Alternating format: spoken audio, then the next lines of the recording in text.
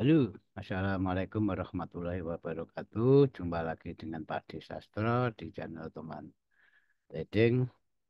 Seperti rutinitas biasa, Pak D akan menyajikan analisa mingguan untuk tanggal 2 sampai 6 September, di mana ini adalah awal bulan dan minggu pertama pada bulan September. Oke, eh, pertama-tama kita akan lihat kalender ekonomi dan di sini Pak D akan menyampaikan outlook untuk weekly analysis, goal, dan sebelumnya kita akan lihat dulu data kalender ekonomi dari USD atau dari Amerika, di mana nanti Senin itu belum ada berita dikarenakan hari Senin itu tanggal 2 adalah hari buruh, di mana market US libur, dan Selasanya langsung disambut oleh ISM Manufacturing PMI, di mana konsensusnya diproyeksikan akan mengalami sebuah kenaikan. Dan di sini kalau memang betul nanti aktual sesuai dengan eh, di atas previs atau sesuai konsensus, tidak menutup kemungkinan akan membuat dolar akan melanjutkan kenaikannya, dalam arti tertentu dolar akan pullback lebih dalam di situ. Dan untuk Rabunya kawan-kawan, Rabunya di sini akan ada data bulanan, yaitu job opening, dan di sini diproyeksikan konsensusnya itu mengalami sebuah penurunan. Ini dari data job opening. Dan untuk JOT, job quicknya mengalami sebuah penurunan. Jadi data ini masih mix, di mana data yang keluar kerja mengalami penurunan, sedangkan data yang untuk pembukaan lapangan pekerjaan baru mengalami sebuah penurunan. Jadi di sini masih mix, nanti tetap nunggu aktual rilisnya. Dan Kamisnya seperti biasa ada ini dia jobless claim atau klaim pengangguran, dan di sini diproyeksikan mengalami sebuah peningkatan, dan ini dapat membuat dolar melemah. Dan ada EDP. EDP sebelum NFP selalu ada EDP, dan EDP ini diproyeksikan mengalami sebuah kenaikan dari 122, konsensusnya 150K. Dan tidak kalah penting, ini market movernya sebenarnya ada di ISM Services PMI, di mana Selasanya tadi dari segi manufakturnya, dan di sini dari segi jasanya, dan di situ diproyeksikan konsesinya juga mengalami kenaikan. Dan ini kalau memang sesuai dengan konsensus dan di atas previous, tidak menutup kemungkinan akan membuat dolar itu pullback lagi atau koreksi lebih dalam dari perjalanan market minggu kemarin tentunya. Oke, dan untuk Jumat ditutup dengan FOMC kawan-kawan. Nah, di sini nanti tadi pernah saya singgung di depan, kalau data memang positif untuk dolar, akan membuat dolar itu pullback, dan di mana sebaliknya bila data-data itu negatif untuk dolar, dolar akan drop. Otomatis dengan dropnya dolar adalah sebuah penerusan dari tren besarnya, di mana NFP untuk bulan ini NFP Agustus ini yang diumumkan yang diumumkan September ini beda dengan NFP lainnya. Kenapa? Karena pada tanggal 21 Agustus, kalau kawan-kawan ingat atau bisa dicek di kalender ekonominya, kalau terjadi sebuah revisi dari nilai minus 187.000 menjadi minus 818.000, di mana ada revisi sebesar minus 6.301 K. Jadi 6, lebih tepatnya ada revisi data sejumlah 631.000. Ini bukan jumlah yang kecil, makanya eh, NFP besok itu sangat sangat sangat sulit ditebak kawan-kawan, karena pada NFP bulan kemarin juga mengalami revisi down dengan hasil di mana aktualnya di bawah previous dan di bawah konsensus. Oke ya. Itu jadi saya ulangi lagi, kalau nanti data-data ini memang positif untuk dolar, berarti membuat dolar itu akan pullback, dan bila mana dolar ada data yang negatif, bahkan negatifnya sangat signifikan atau ekstrim, tidak menutup kemungkinan dolar itu akan turun meneruskan perjalanan tren besar. Dan di mana secara teknikal analisis juga kita lihat secara kasat mata kalau dolar kemarin sudah berhasil close ya, berhasil close dan break di bawah level tahunan 2024, dan terjadinya sebuah penolakan di level 100,70-an 5, di mana ini adalah support pada tanggal 28 Desember 2023, dan dengan data-data minggu kemarin mengatakan kalau positif dolar dan dolar mengalami sebuah pullback. Jadi untuk menakar pullbacknya kawan-kawan. Jadi untuk menakar pullbacknya, karena pada minggu depannya, tepatnya eh, tanggal 18 September itu memang ada NFP. Eh, apa itu pengumuman suku bunga FOMC, maaf, tanggal 6-nya minggu ini Jumat ada NFP. Jadi apakah nanti eh, tidak menunggu 18 September FOMC untuk penurunan dolarnya, atau dengan data nanti NFP kalau memang nilainya turun sangat signifikan, potensinya apakah dolar itu dimulainya drop di saat NFP tersebut, kita semua tidak ada yang tahu. Eh, jadi di sini yang bisa Pak ditandai adalah level-level dari segi sentimennya dan dari segi support resistennya secara mayor. Jadi dengan positifnya dolar, selama price itu masih konsisten di atas 101,7379, di mana itu level tahunan 2024, tidak menutup kemungkinan dolar itu akan terkoreksi di level resisten satu weekly ini 101,907, maksimal di level support resisten mayor. Dan di situ apakah nanti di saat harga sampai sini sesuai dengan forecast tadi, kalau memang sesuai NFP-nya turun, harga itu bisa drop, bahkan dropnya dalam ke level psikologi level 100. Situ kira-kira kawan-kawan ya. Dan bila mana nanti data-data itu mengatakan kalau dolar drop, berhasil konsisten lagi di bawah 2024 open, tidak menutup kemungkinan dolar akan drop ke bawah, tidak sudah mengakhiri korektifnya, dan potensi korektif paling dekat adalah di level 101 ini di sini.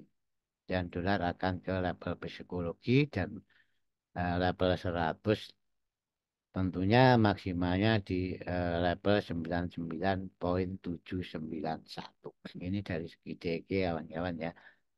Itu, dan kalau lihat dari segi sentimennya, data sentimennya, tadi dari sepihak kalender ekonominya sudah, dari teknikalnya sudah, apakah eh, dicatat oleh COT-nya, apakah didukung oleh data-data transaksi yang dicatat oleh lembaga ini. Oke, eh, kita tunggu. Kita tunggu apa yang dicatat, dan ternyata ini sudah, dan di sini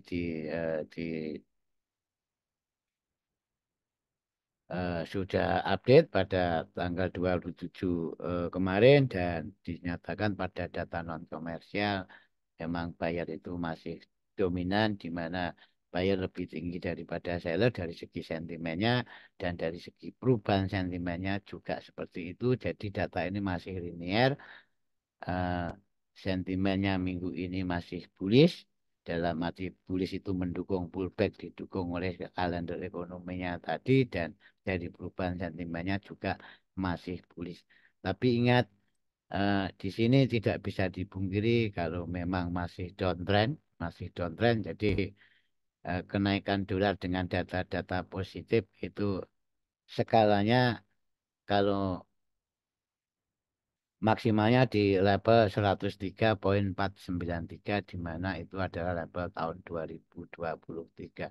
Jadi nanti NFP itu bisa di level ini sampai resisten bawah, dan FOMC itu bisa di atas.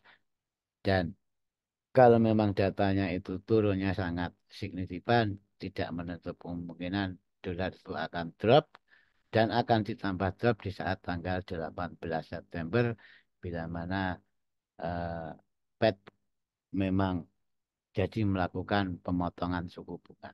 Oke, itu dari segi DEG-nya, dan di mana secara tidak langsung kita mengetahui kalau memang kenaikannya ini masih dalam skala korektif, dan akhir sebuah korektif itu merupakan perjalanan tren besarnya, tetap didukung oleh data-data yang rilis pada minggu ini sampai dengan tanggal 18 September, di mana di situ ada sebuah event besar yaitu FOMC. Oke, itu dari segi eh, dolar indeksnya, dan ini nanti yang akan kita tradingkan. Kita ke gold, dan seperti langkah-langkah dari dolar indeks tadi, dari segi fundamentalnya sudah diwakili pembacaan kalender ekonomi, dan sekarang dari segi sentimennya sepihak dari gold itu, apa yang dicatat oleh CUT, di mana yang nanti kita akan lihat sentimen dan perubahan sentimen minggu ini. Oke, ini sudah sama-sama sudah update, dan di sini data non komersial, jumlah buyer lebih dominan dari seller ini untuk sentimennya, dan dari perubahan sentimennya lagi-lagi di sini posisi buyer keluar itu lebih kecil daripada seller keluar. Berarti di sini juga linear kawan-kawan. Jadi ini sangat linear kalau data ini menyatakan kalau gold itu satu masih bullish, tapi dalam perubahan sentimennya memang eh, ada potensi koreksi. Oke, sesuai dengan dolar tadi. Sekarang kita tahu dari segi teknikalnya. Oke ya, ke H4 saja karena ini untuk mingguan, di mana kita akan proyeksikan ya. Minimal kita akan petakan ya. Saya sesuai dengan apa yang sering Pak D sampaikan, karena Pak D adalah trader sentimen.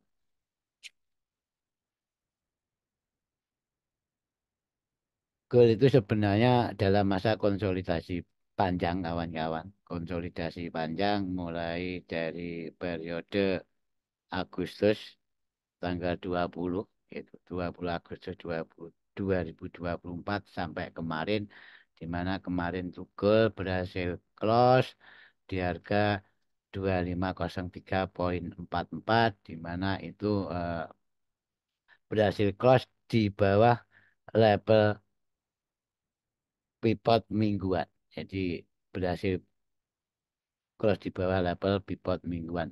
Oke, lepas dari itu, sekarang gold itu mengalami ada ring yang sangat kokoh, dan dari tadi tanggal 20 Agustus ini ada ring besar dan ring kecil, di mana ring besarnya adalah dibatasi ini. Jadi ring-ring dalam skala konsolidasi besarnya. Ini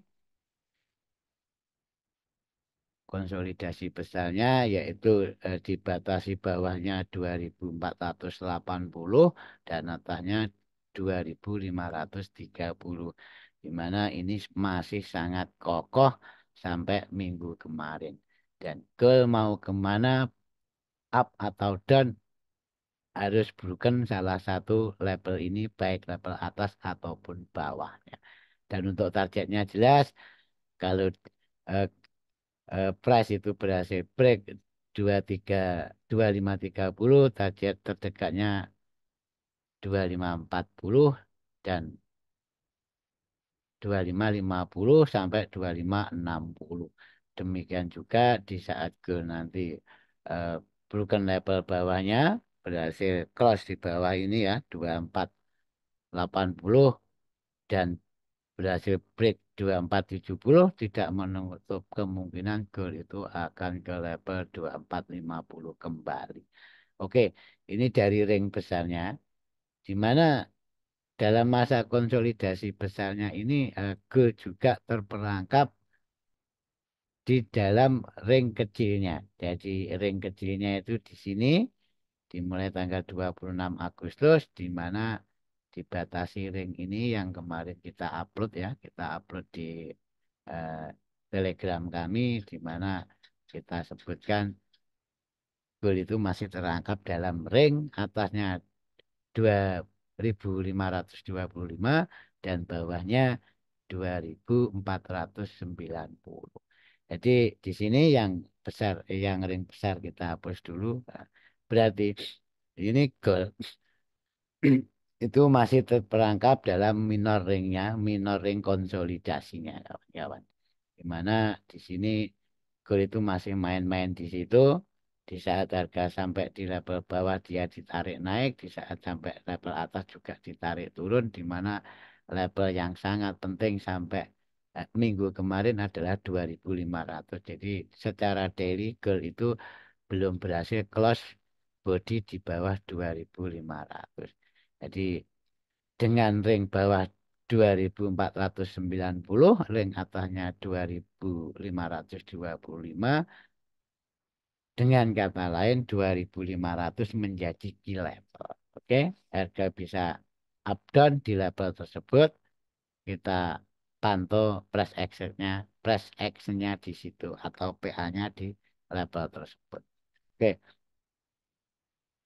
dan menyikapi berita tadi, ya, menyikapi berita tadi yang sudah Pak D runtut dari sentimennya, dari kalender ekonominya di depan, di sini kita akan membaca bias teknikalnya, eh, mengakomodir data-data dari kalender ekonomi dan sentimennya dari COT. Oke, sini key level untuk minggu depan masih bertengger di level 2500 sampai 2505.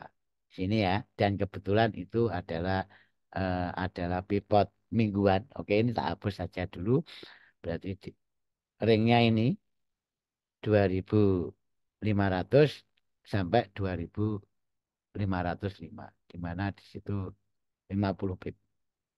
Oke, dan di sini tadi yang Pak D sampaikan dalam skala ring kecil harga belum belum bisa keluar dari eh, ring kecilnya, di mana terperangkap masih di level-level psikologi dan sudah menjadi level key level tentunya. Alasannya key level di sini kawan-kawan. Jadi 2005, 2500 itu sampai 2505 terjadinya sebuah konsolidasi dan ada reject, pernah menjadi support, pernah menjadi resisten, dan terakhir harga juga konsolidasi di level tersebut. Oke, kita sikapi sepihak dari teknikalnya dan kita membaca arah dari sentimennya juga dari data kalender ekonomi. Oke. Di sini kita proyeksikan dulu. Kalau Pak D itu langsung kita proyeksikan dulu karena ini bukan signya kawan-kawan ya. Ini merupakan sebuah edukasi dan merupakan jurnal pribadinya Pak D. Eh, Langkah pertama yang akan saya lakukan, saya akan memantau di level itu. Saya akan memastikan harga itu di level. Kalau memang dia mau naik, berarti ke level 2015 itu yang terdekat, dan di mana untuk di level bawah 2500 bila mana harga akan turun tidak menutup kemungkinan harga itu lanjut ke support resistance weekly di mana levelnya adalah 2483,64 ini ya. Ini ada support resistance weekly, daily. Oke, itu sudah.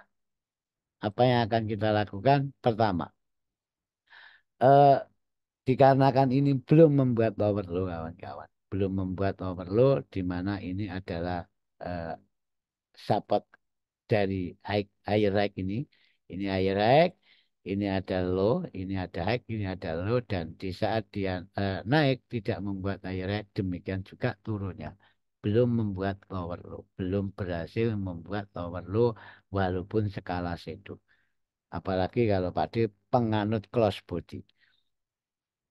Shadownya saja belum, apalagi bodinya. Oke, ini saya akan mengamati level ini, level support resisten ini ya, level support kuning dari yang diciptakan eh, lower low dari higher high itu bila mana ini di broken ya, ini di broken atau bahasa PA-nya itu dianggap ya, di broken atau dianggap.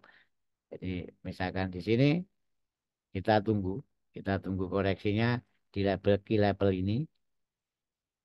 Dan kita akan mencari peluang untuk sell, kita lihat price actionnya, kita lihat reaksi harganya di situ dengan target di 2000, support resisten daily 2483. Misalkan di sini B, Pak D. Ya, misalkan di sini B, pastikan konfirmasi dalam arti tertentu, pastikan konfirmasi betul-betul harga itu konsisten di atas low ekstrim ini. Jadi di sini mungkin tak kasih notice saja low ekstrim dari sebuah swing. Oke, sini. Yes. Oke. Itu jadi saya pastikan harga itu bisa bertahan di atas level low ekstrim tersebut. Berarti di situ terjadinya sebuah konfirmasi kita bisa B dengan target mana? Dengan target cukup di key level 2500 saja. Dan di sini eh, saya lebih rekomendasi untuk sell karena posisinya memang turunnya ini walaupun take 2490 dalam konteks diamondnya, tapi secara swing ini membuat lower low. Jadi harga membuat lower low koreksi dan kita sell dengan asumsi harga membuat lower low yang kedua. Oke ya, itu ya kira-kira ya. Jadi tolong bisa dipahami. Oke, dan saya akan melihat level supply di 2010 itu saya pastikan konfirmasi tentunya dan di sini sangat high risk kawan-kawan, sangat high risk di mana kalau kita dapat sell di situ kita pastikan 2500 ini dibuka dulu dengan target tetap low ekstrim ini. Oke ya. Ini dengan catatan harga itu belum broken low ekstrim. Jadi harga naik belum broken low ekstrim. Kalau yang arrow tengah, yang arrow kiri itu sudah broken low ekstrim. Oke, dan di atasnya ada supply dan di situ memang ada order 2015 sampai 2020 tentunya dan di sini SL-nya harus di atas 2020. Kita akan mencari opportunity untuk sell di situ dengan target sama, dengan target sama kawan-kawan. Kenapa sama? Ya karena ini adalah skenario harga itu turunnya belum membuat overlow, di mana belum berhasil ngebreak low ekstrim. Oke, ini ya, semoga jelas. Dan untuk sel terakhir jelas tadi dalam apa penjelasan Pak D di depan kalau ada ring besar di mana bawahnya 2480 atasnya 2530 dan di sini kita akan sell tentunya dan sell di resisten di mana kita akan menargetkan 2020. Sini cukup di sini maksimal di 2.500. Kita cukup di sini saja. Oke. Dan untuk level atas tadi disampaikan di depan di mana kalau level atas itu diberikan akan melanjutkan perjalanan dan akan membuat ATH di paling dekat di 2.540. Oke kawan-kawan ya. Dan untuk level-level B di bawah dan mungkin kalau memang dolarnya nanti negatif data bahkan negatifnya ekstrim kita akan mencari level-level B di mana yang pada video kemarin ini Elliott wave-nya juga masih relevan. Oke, itu untuk level B. Untuk level B saya akan memantau level support resistance weekly daily 2483 di mana di bawahnya ada diamond yang selaras dengan level sentimen dan level sentimen adalah level ring bawah 2480. Saya akan mencari konfirmasi. Saya pastikan harga broken support resistance daily ini kita tunggu retrace-nya. Kita akan TP di level psikologi 2.500. Bila mana masih di broken, ini bila mana masih di broken, saya akan TP di level 2015. Dan di sini mungkin kalau digabungkan dengan video Pak D yang lalu-lalu soal Elliott Wave, sini akan berlaku wave 1 dari awal sebuah eh, impul. Jadi sini satu korektif dan lanjut ke 2.560. Itu pun masih panjang kawan-kawan, maka kita untuk minggu ini cukup main-main di ring ini saja dulu. Oke, situ. Dan bila mana nanti level ini yang level break, retrace, dan ini adalah merupakan low ekstrim mayor. Nah, ini low ekstrim minornya, ini low ekstrim mayornya, dan low ini masih di bawah, sudah di bawah level konsolidasi besarnya tadi 2.480. Jadi saya pastikan kalau lebih aman itu gini kawan-kawan. Saya pastikan ini bukan. Ya, ini bukan. Kita tunggu koreksinya di level ini karena di kirinya juga support resistance daily dan kita akan sell ke 2.450. Oke, di situ. Jadi ini juga akan menjadi awal sebuah impuls sebuah tren besar. Oke ya, karena mengingat high volatilitas pada minggu ini sampai 2 minggu ke depan semua bisa terjadi. Oke, itu dari Pak D. Semoga jelas dan bila mana nanti ini yang menjadi PR. Kalau mau beli di sini betul-betul pastikan sebuah konfirmasi dan targetnya ingat targetnya itu jangan terlalu panjang. Target pertama cukup di level psikologi seperti yang tertera di panah ini yang saya kasih garis putus-putus di mana bisa B di level bawah dan bisa saya di level atas. Oke, maaf-maaf kata bila ada kesalahan dari Pak D dan untuk pertanyaan dan bisa ditulis di kolom komentar. Dan ingat untuk mayor file selain ke nanti Pak D akan rilis di channel telegramnya teman trading.